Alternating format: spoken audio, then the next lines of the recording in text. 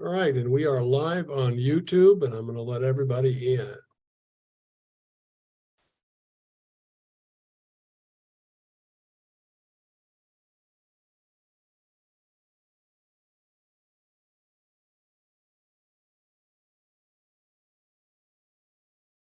Good evening. As you're joining, this is the Renters Alliance Renter Town Hall. Welcome. We're just getting started. Takes a few minutes on Zoom to get everybody in, but welcome.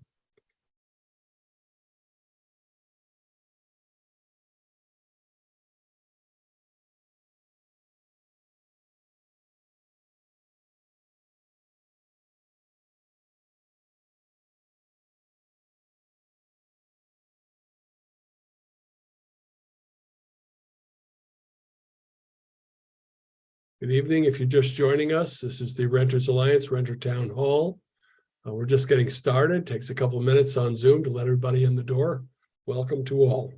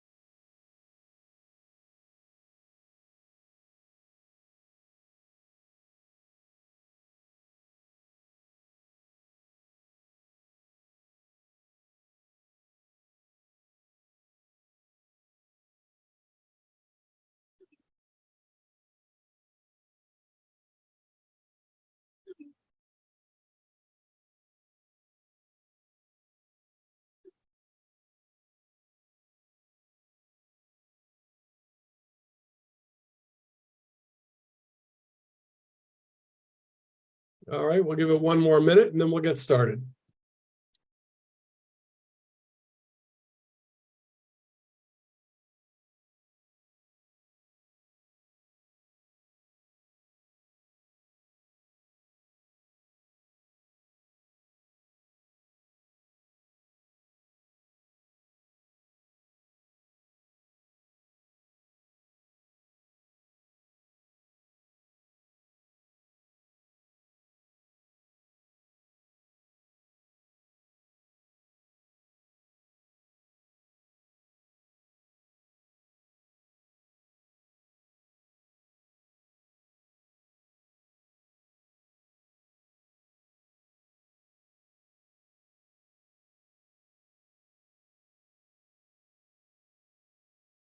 Well, I usually like to hit a magic number. I'm not quite there yet, but we'll give it one more person and then we'll do it for 1 minute, whichever comes first.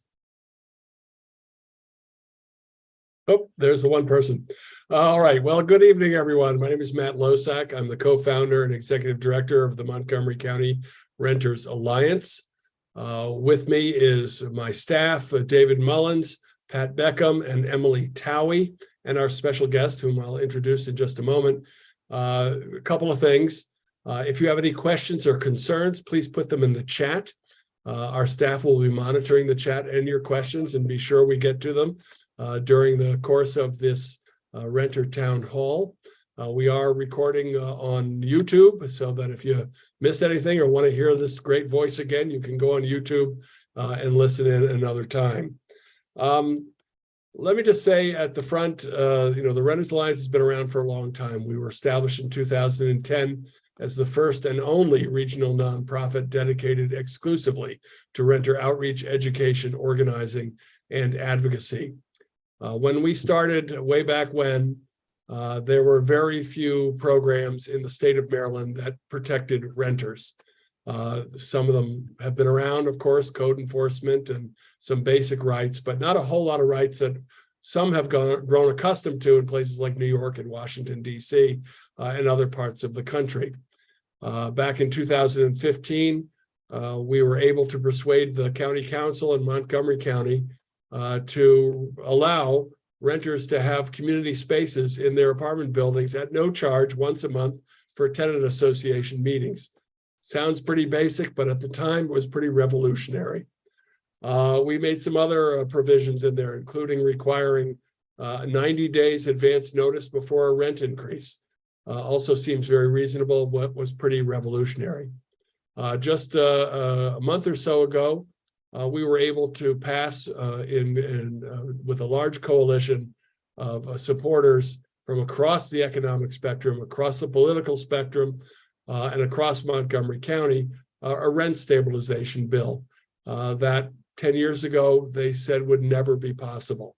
So the demographics are changing, and so are the views. We will talk more about the rent stabilization bill later in this discussion, where it's at, when it's going to take effect, and some of the regulations that are currently being worked on.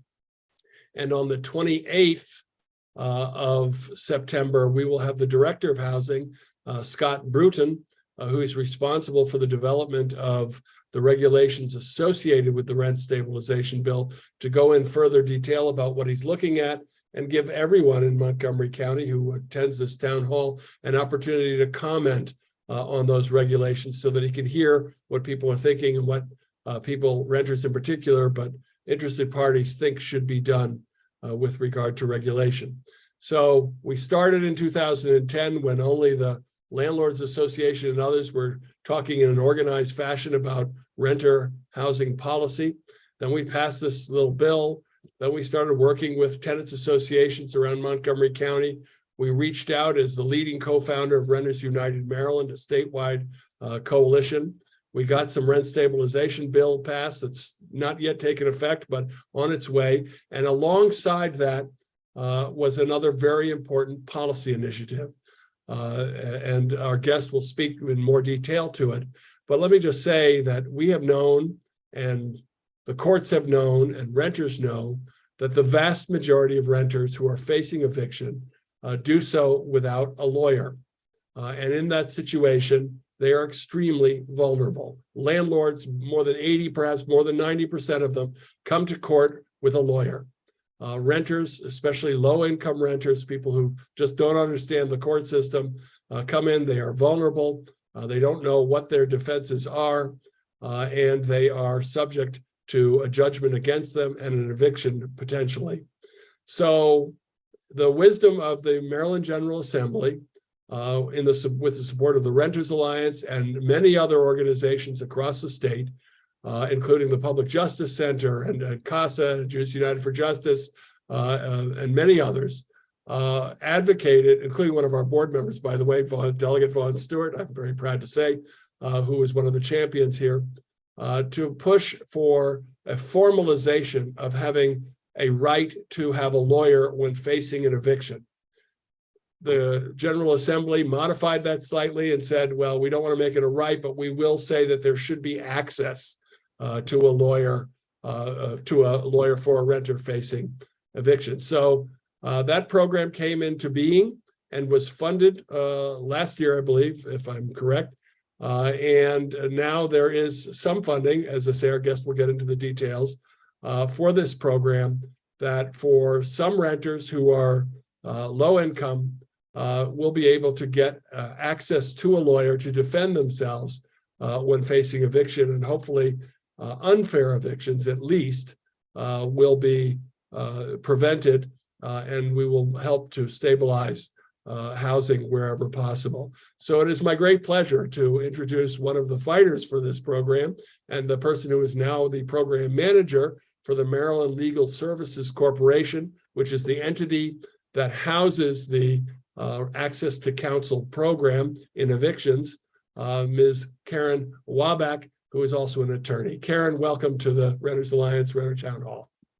Thank you. I'm happy to be here, Matt. So dive in. Okay. All right. I'm going to share my screen here. I've got a PowerPoint.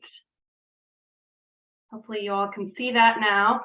And happy to take questions at the end. So as Matt said, I am with the Maryland Legal Services Corporation. We were legislatively created back in 1982. with a mission to ensure low-income Marylanders have access to stable, efficient, and effective civil legal assistance through the distribution of funds to nonprofit legal services organizations. And MLSC is the largest funder of civil legal aid in Maryland. So it was sort of a natural fit for MLSC to administer the Access to Counsel and Evictions program, because that's the sort of thing we've been doing for over 40 years. So a little bit of the history and the context for the Access to Counsel and Evictions program. What you see here is, actually, let me put this into presentation mode. There you go. What you see here is a chart or a table that was created by the Eviction Lab at Princeton University, which researches evictions across the country. And they compiled information about eviction filing rates in all of the different states. And what you see here is that Maryland's eviction filing rate in 2016 was 103.65%, meaning that there were more eviction cases filed that year in the District Court of Maryland than there were rental households in the state of Maryland. So Maryland's eviction filing rate is not just high compared to our sister states, it is literally off the chart. As this chart shows, Maryland's eviction filing rate in 2016 was nearly 6 times higher than that in South Carolina, which is the state with the next highest filing rate. So that is sort of the context and a picture of why a program that provides legal representation to low-income renters in Maryland was so needed. Prior to 2017, there was no jurisdiction in the country that provided a right to counsel for tenants facing eviction. The nationwide movement for an eviction right to counsel picked up steam during the COVID-19 pandemic, when housing and housing instability and eviction was very front of mind for a lot of folks. So there were countless tenants and tenant advocates with Baltimore Renters United, Renters United Maryland, of course, Montgomery County Renters Alliance was part of the effort too, to pass a right to counsel for tenants facing eviction in Maryland. And there were 2 reports that came out in 2020 that really bolstered these efforts and helped to make the case for right to counsel in Maryland. The first of those reports was done by Dr. Timothy Thomas. And what he found is that the number of evictions of Black women in Maryland is nearly 4 times higher than the evictions of white men. And his conclusion, which we've included here, is that racial disparity makes eviction a civil rights issue that is linked to the legacy of segregation and housing practices directed against persons of color. So that was a statewide study. And then there was a study, that looked at the cost-benefit analysis of a right to counsel program, specifically in Baltimore City. That study was conducted by Stout Rishis Ross, and they found that a $5.7 million investment in right to counsel and providing attorneys for tenants in Baltimore City would result in a $35.6 million benefit or cost savings to the city of Baltimore. So by all measures, a good investment. And you can see here in the graphic the sort of categories of where that cost savings or benefit would come to the city of Baltimore.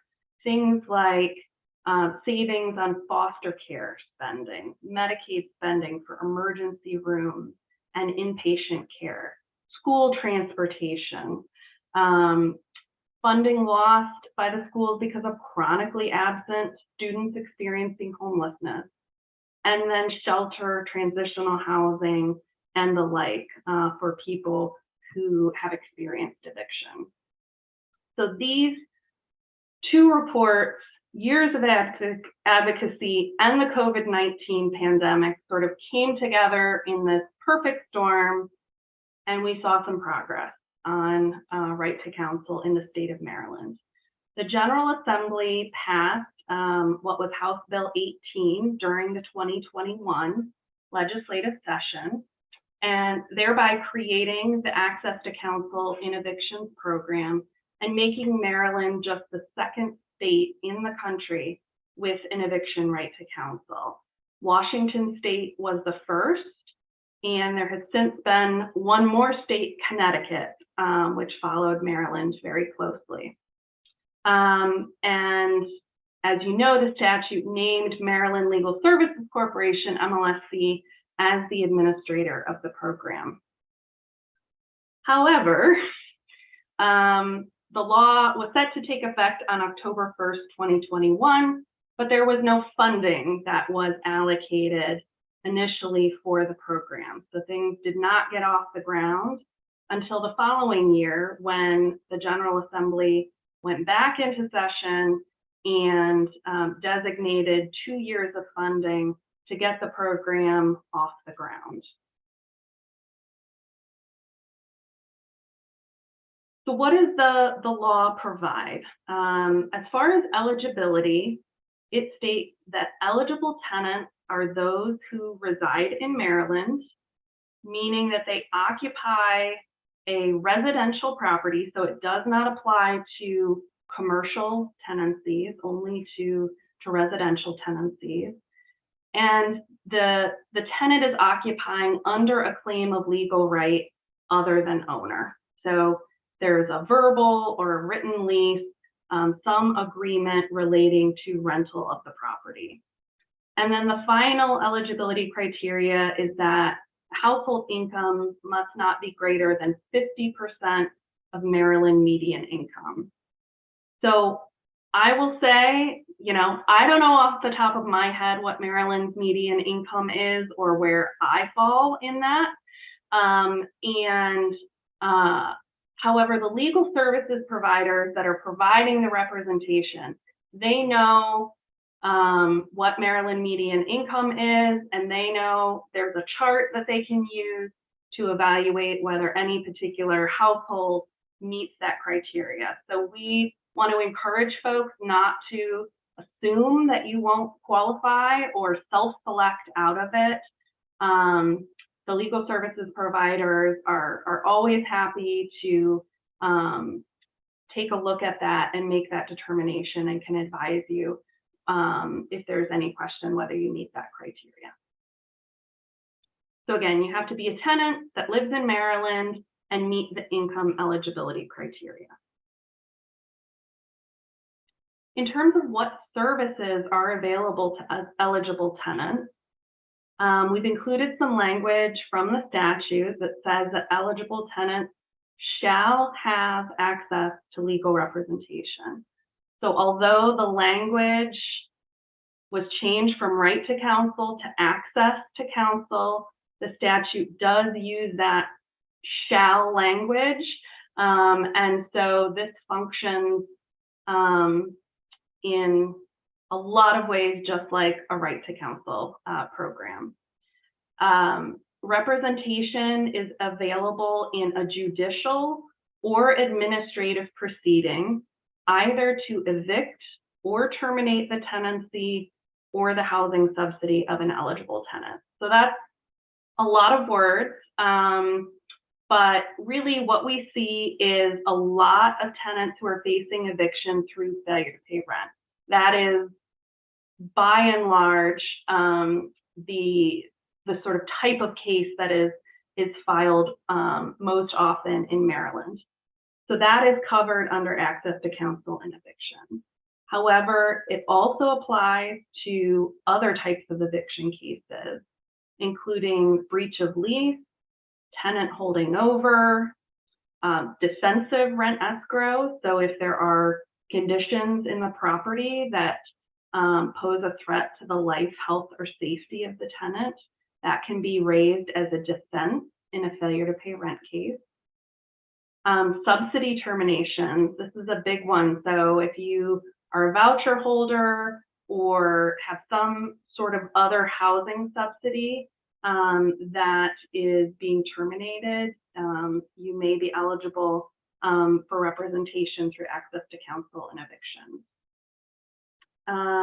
Constructive evictions, which might be where the landlord shuts off the gas and electric or the water or something like that in an effort to constructively evict, to force the tenant to move out.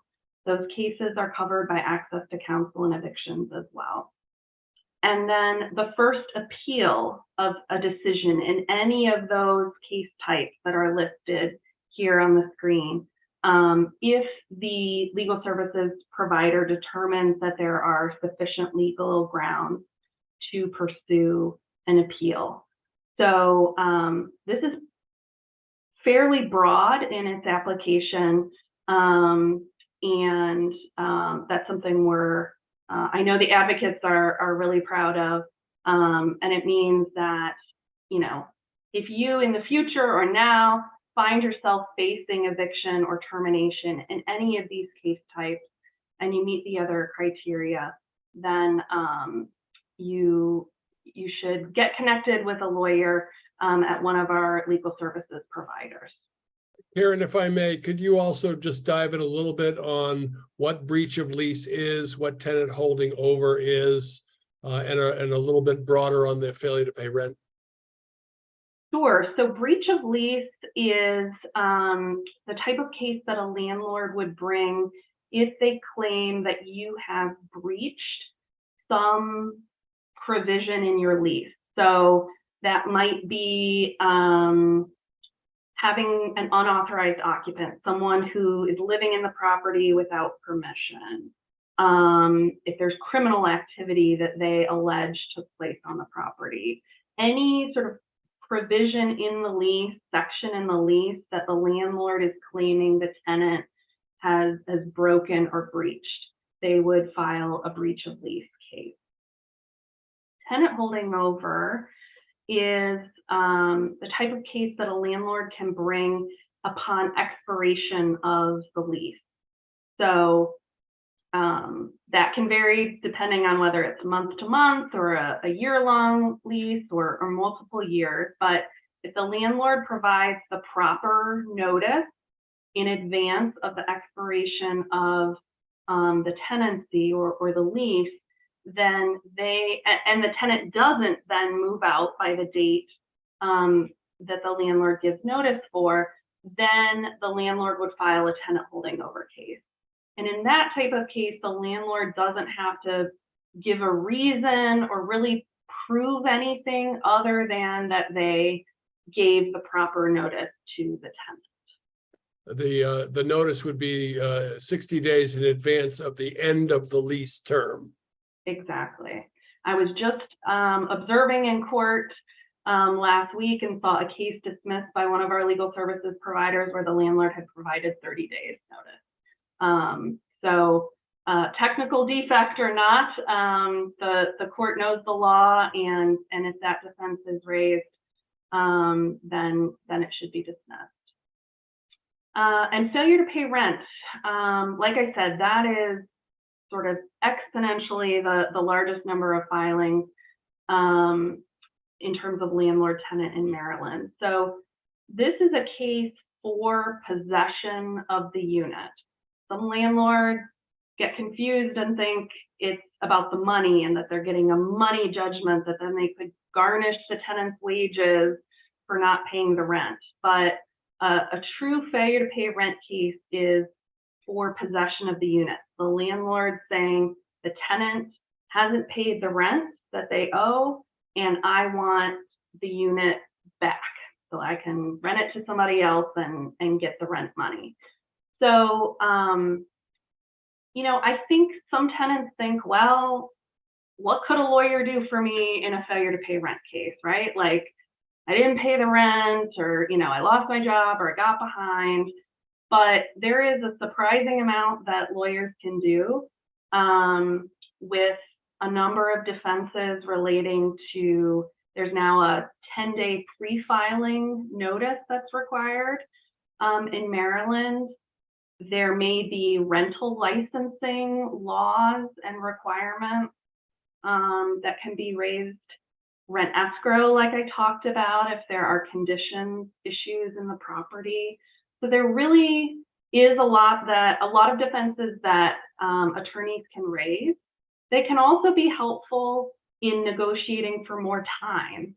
If maybe you've applied for rental assistance and you just need a couple more weeks for that money to come through, or you've got a new job, or whatever the scenario is, if more time would be helpful, either to get caught up on the rent or to make other arrangements and find somewhere else to move.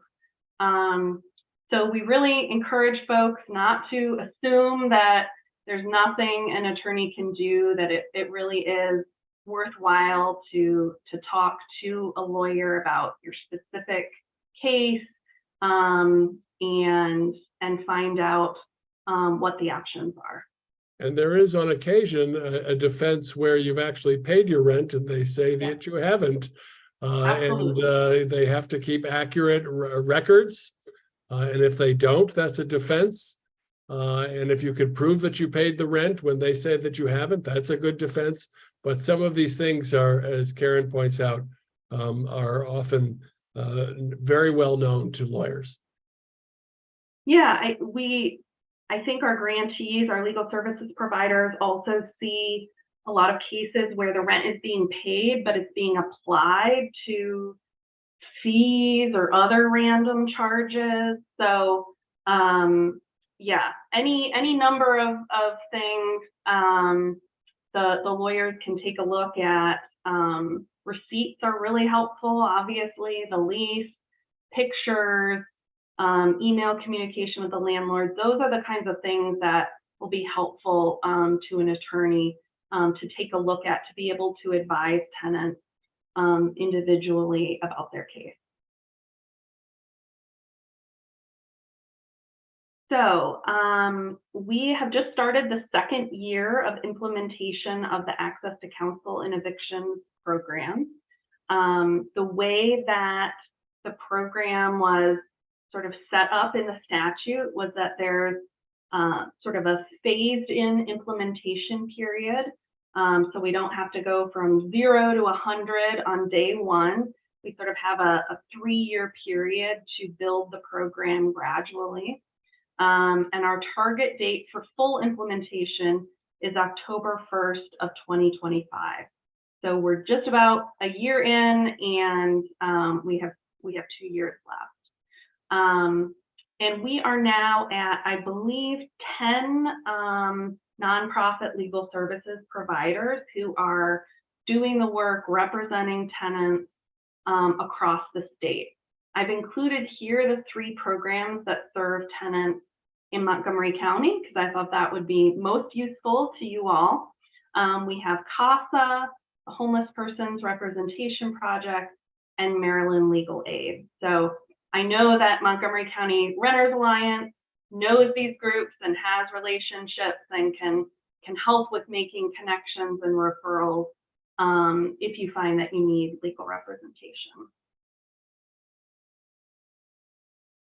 Another exciting part of the Access to Counsel in Evictions program is outreach and education. So the statute included a mandate that community groups be involved to conduct outreach and educate tenants locally and across the state about tenants' rights and about the Access to Counsel in Evictions program.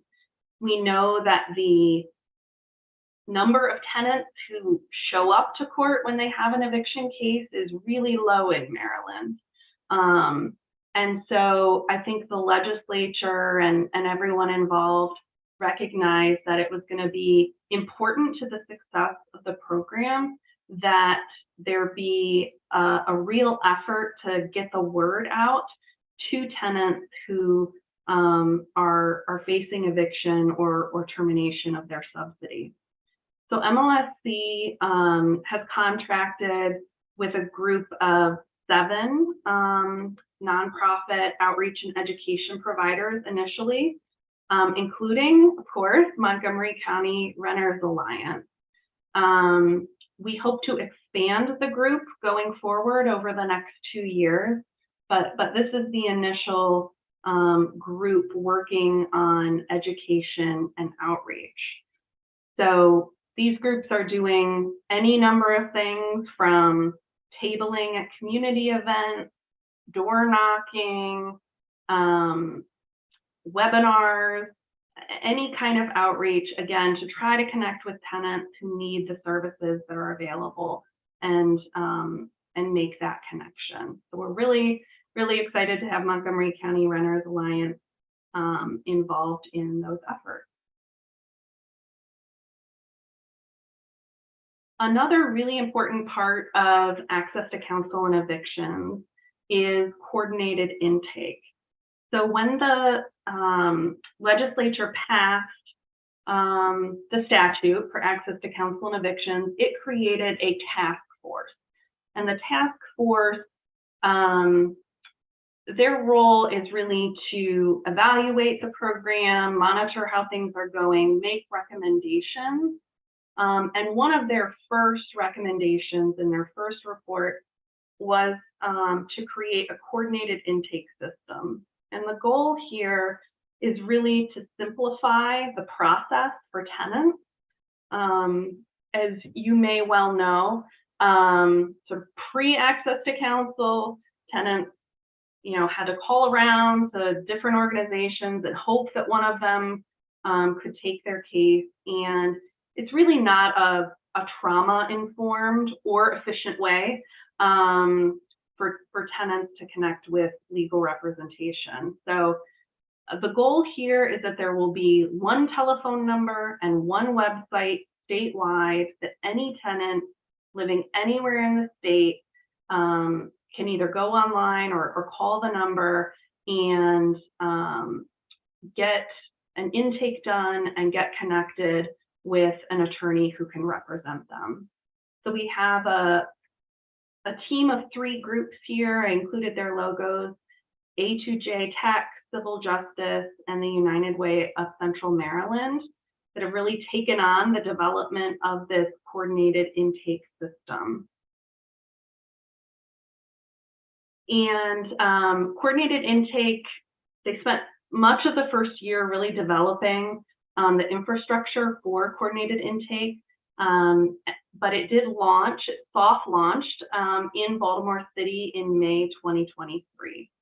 And it is going to formally launch here next month, starting October 1st of 2023 in Baltimore City. And then it will be expanding to other jurisdictions, including Montgomery County, sort of gradually over the next year. So it's really, I think, going to change for the better the way that tenants seek legal counsel and get connected. There's a lot of technology behind it, algorithms and such, where if a tenant calls in and says, I need legal representation in a failure to pay rent case, I live in this county, it can tell the coordinated intake team, okay, the best referral at this point in time is to this legal services provider. And that referral is made electronically, and then the provider can reach out to the tenant directly. So it takes hopefully a lot of the burden off the tenant to do a lot of that legwork, and just makes the whole process a lot easier. All tenants, we're encouraging all tenants who need legal representation to call 211. Even before coordinated intake is live statewide, 211 can provide referral information to legal services providers serving your county. And then, as I mentioned, I know Matt and his team have good relationships with the legal services providers in Montgomery County. So I'm sure they'd be happy to assist with that as well. I wanted to briefly mention that there is ongoing evaluation of the Access to Counsel and Evictions program happening. And part of that is a series of tenant focus groups that will be happening in early October. The Schaefer Center for Public Policy at the University of Baltimore is going to be conducting the focus groups, but the idea is really to hear from tenants directly who have been represented by an attorney as part of Access to Counsel and Evictions, and to hear what's going well, where there may be challenges, how the program can be improved. So if you are a tenant who was represented by a legal services provider in an eviction case during 2023 at any point, you are eligible to participate in a focus group. There is a $75 gift card that will be given to participants who do participate in the focus group. So I included the telephone number here. If you think you might be qualified, you can call and speak with someone about the focus groups. We really want that tenant feedback so that we can make the program better going forward. So everyone get a lawyer. Yes. Okay, I lied. This is, I think, my last slide. We also have a website, legalhelpmd.org, where there are links to additional information about tenants' rights and a brochure about tenants' rights and access to counsel and eviction. That's another resource available to you, and my contact information. Let me stop sharing here. Thank you for that, Karen. That was terrific. If there are any questions for Ms. Wabach in this program, please put them in the chat. I have a couple of comments to make about this too.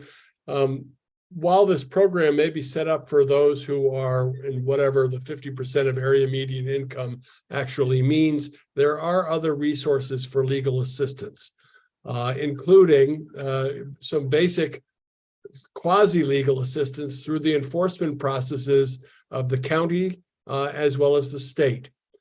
So you might have an issue in your building that you may not be eligible for this particular program, but you certainly have a right to file a complaint with the Office of Landlord and Tenant Affairs and to get enforcement if that complaint is justified, or to the Office of Code Enforcement, which handles maintenance enforcement issues, code enforcement issues in their building.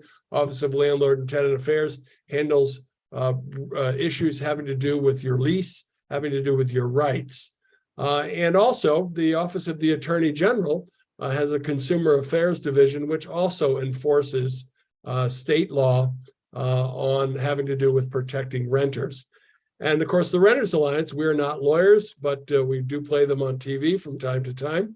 And we know something about the basics of the law, and we know the difference between when we can guide you to resources or give you plain advice, or when we need to refer you to a lawyer. So feel free to contact us if you're not sure, and we will give you our best advice and guide you to wherever the legal resources might be, or other resources, private and government, in the county.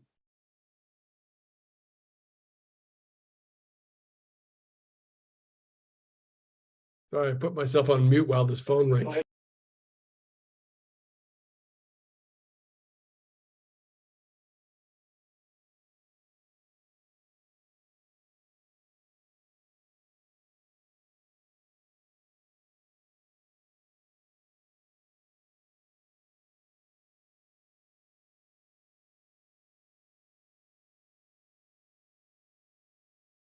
If there are any questions for Ms. Wabach. Anything, David, Pat, or Emily, that comes to mind?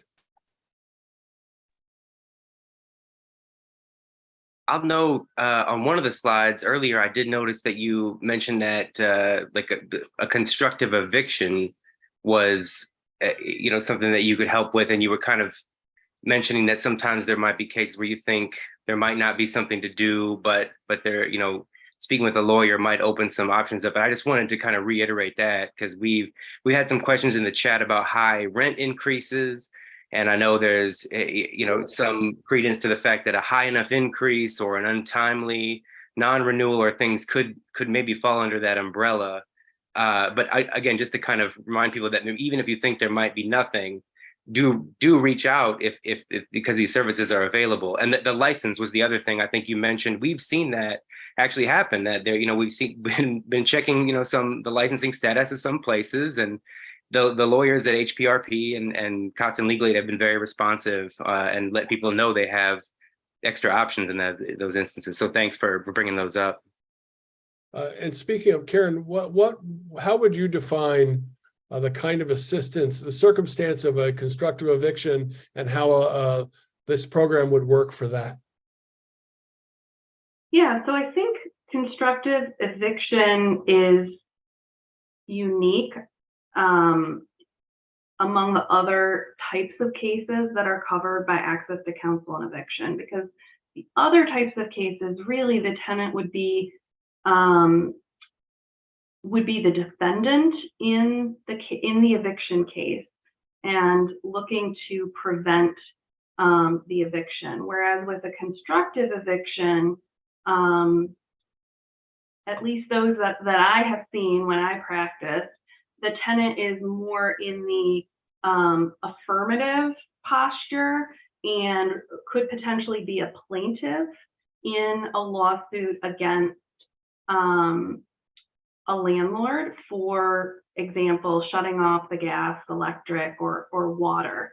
So there are, it's illegal to do that under Maryland law, and so I think that it's important to remember that it's not just defensive, that in certain circumstances, the tenant doesn't have to wait around for the landlord to file an eviction case, but if the landlord does something that constitutes a constructive eviction, there may be remedies and steps that a lawyer can take to get the courts involved and try to get some justice for the tenant in those types of cases. Yeah, a constructive eviction, and Karen, please correct me when I'm wrong. It basically means that the landlord is doing something to you that makes your apartment, your home, uninhabitable, effectively constructively evicts you, turns off the water or the utilities or something, locks you out.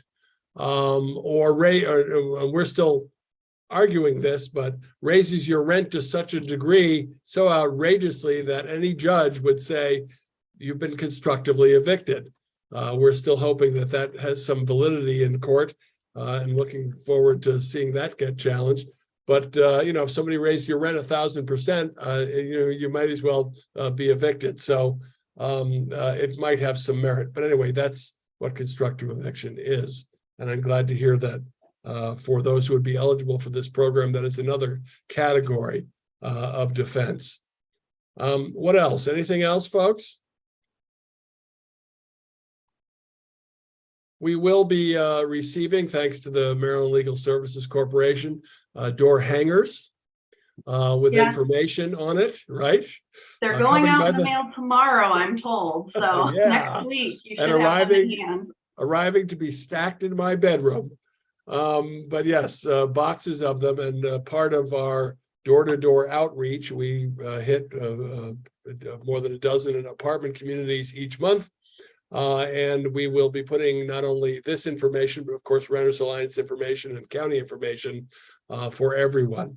Unfortunately, for all of us who know anything about community outreach and education, this is a job that never gets done. It's something that we have to do repeatedly, so that we go from, I've never heard of the Access to Counsel and Evictions program, to am I eligible? So we will create a saturation or a ubiquity in the community so that people know that the program exists. And hopefully one day, enough people will know that it exists so that if anybody's ever in trouble, their neighbor will be able to tell them where to go. Anything else for Ms. Waback? If not, then I sincerely want to thank Karen Waback from the Access to Counsel and Evictions Program of the Maryland Legal Services Corporation. She is a friend and colleague, and we are working closely with her and that program. We're going to move on now to some basic sort of did you know kind of things. And I'm going to pull up some about your rights. And Karen, who's also a lawyer, will correct me if I'm wrong or add to it if there's more to say. This comes up all the time. We hear of tenants who find out that the property manager or the landlord has entered their apartment without justification and without proper notice. You are entitled as a renter to at least 24 hours notice before property staff or a landlord can enter your apartment. Now, they can do so at any time if there's an emergency. If there's a busted pipe or, God forbid, a fire or something, they can come in right away. But absent that, in the normal course of property maintenance, they have to give you a 24 hours notice or for an inspection. And if a landlord wants to enter your apartment and gives you 24 hours notice, but it's not an inconvenient time, we've seen, for example, a notice that went out on a Friday when Christmas was on Sunday and they were going to come on Monday. And people said, look, I got family over. This is not a good time. Why can't we do this at another time convenient? Or I'd like to be home when you come into the apartment. So let's schedule something. If it's not unreasonable, the landlord should accommodate that. Under no circumstances should a landlord or property manager or maintenance person be allowed to enter your apartment if you say no, unless it's an emergency and they have a sheriff or a police officer with them, or the fire department. But you could say no. Now, the danger is if they give you proper notice and you say you're not coming in and they try to come in and you say no, they could file against you for a breach of lease, because your lease will say that they're entitled to come into your apartment with proper notice. But absent that, no one can push into your apartment. It is your private space. And so you would have to give them permission to do so. If you're not home, they may come in, but then you would expect them to give you at least 24 hours notice. So a right to proper notice before anybody enters your private home. That's what you pay for. You pay rent so that you can have a private space, private home that you habitate. Let's see. You are also, this is near and dear to the Renters Alliance, but renters are allowed to organize tenants associations. I believe that's protected in state law too. Isn't that, Karen? Isn't that right?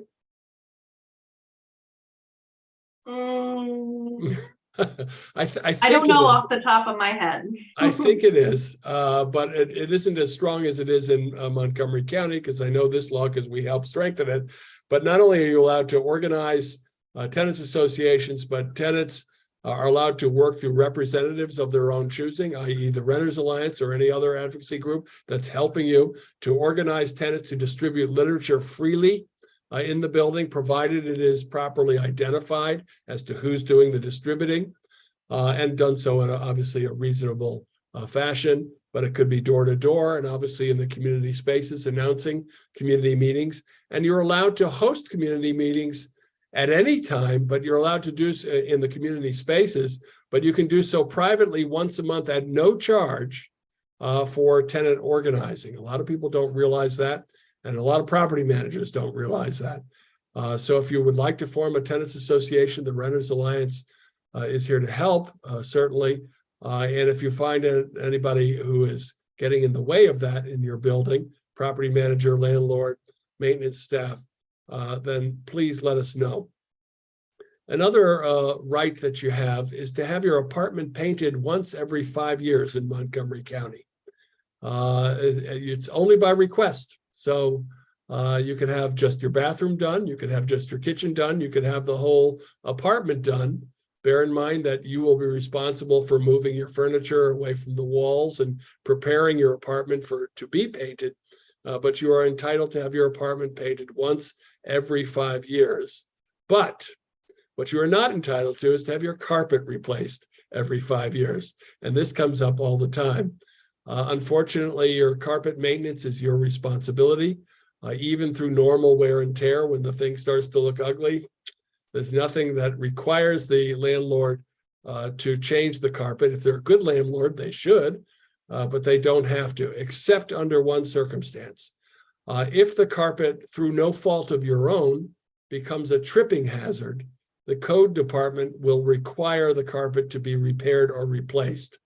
If it is through your fault that it becomes a tripping hazard, then you will be responsible for paying for the carpet to be repaired or replaced. So keep that in mind. Tripping hazard is the key here. Let's see, what else do we have? David, what other rights am I missing that would be interesting to folks? Oh, here we go. Rent increases. We changed the law of Montgomery County Renters Alliance with a county council member at that time, Mark Elrich, now the county executive, in Bill 1915, that instead of 60 days notice before your rent increase, you now are entitled to 90 days notice. When you receive that notice, it's supposed to include several elements. And if it doesn't include those elements, it is a defective renewal notice. So 90 days in advance of any time when a rent increase is to take effect, the renewal notice needs to include your current rent, the proposed increase, the percentage of that increase, the county's voluntary rent increase guidelines, which are posted on the Montgomery County Department of Housing and Community Affairs, as well as how to contact the Office of Landlord and Tenant Affairs if you believe that your rent increase is excessive.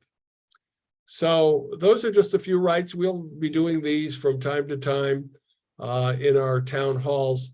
But let me talk a little bit about the rent stabilization bill, which is still not in effect. All legislation in Montgomery County allows for 90 days before it actually takes effect. This particular bill not only has 90 days, but there are several provisions in the bill that are under regulation. And the regulation has to be developed by the Department of Housing and Community Affairs. Some of those regulations are about whether a landlord can petition to circumvent the rent increase requirements or the rent stabilization requirements due to some repairs. What the role of the rent stabilization staff will be. So there's a number of issues involved. We will host a renter town hall on September 28th with the Director of Housing, Scott Bruton, the Director of the Office of Landlord and Tenant Affairs, Nicole Catravanos, and others, to offer an opportunity for you all to give input, for the Director of Housing to have a listening session and get input on the regulatory development. We do not know how long it's going to take for the regulations to be developed. The process is a bit tedious. Not only do they have to be developed, they have to be proposed publicly, and then they ultimately have to be approved by the county council. I will say that the Renters Alliance is concerned. The rent stabilization bill itself was not anywhere near the kind of protection that we wanted to see. The Renters Alliance and our allies were pushing for a 3% cap. The current bill provides for 3% plus the CPI, which right now would be over with a cap of 6%.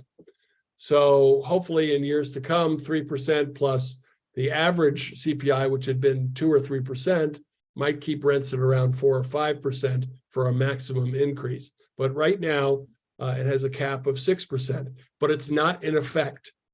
And so we are seeing a lot of landlords who are irresponsibly gouging away, raising rents in the double digits.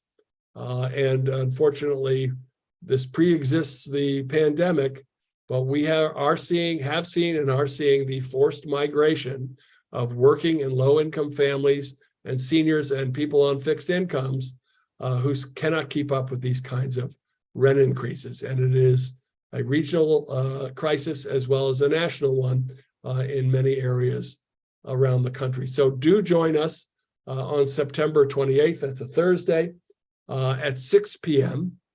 For a lengthy and hopefully productive and informative discussion on the rent stabilization bill and the regulatory development. Do we have any other questions or concerns in the chat, folks? Yeah, I just wanted to tell for the good of the general order that people are asking about Gaithersburg, Rockville, and Tacoma Park. And Montgomery County legislation doesn't apply to them. Tacoma Park has their own rent control. Currently, Rockville and Gaithersburg do not. And Matt, people had some questions about what if, in the meantime, before the cap goes into effect, what if they receive an excessive rent increase? What can they do about that? Well, you tell them, Emily, you know. I put the email in the chat for the Office of Landlord and Tenant Affairs, but I guess I was asking, like, can we, in the meantime, they are allowed to increase the rent until the cap is in effect, so there's not a complete solution there. Well, I'm going to turn to Karen quick, just again on this constructive eviction thing with the idea of an excessive rent increase by any reasonable standing, forcing somebody out of their home. Is there any possibility of legal assistance in this area? I think you would need to talk to the legal services providers about that. I think it's a creative argument, and it would really be up to them if they have sort of the appetite and resources to sort of pursue that. But yeah, I think it's a creative argument. I can tell you the Renters Alliance would like to believe that we could immediately oppose this. Excessive rent increases are unconscionable.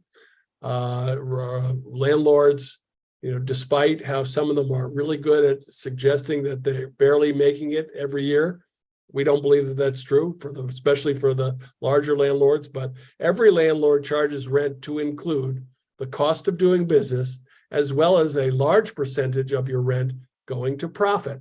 Now, some landlords have more maintenance issues than others. Some have newer apartment buildings that have greater debt than others.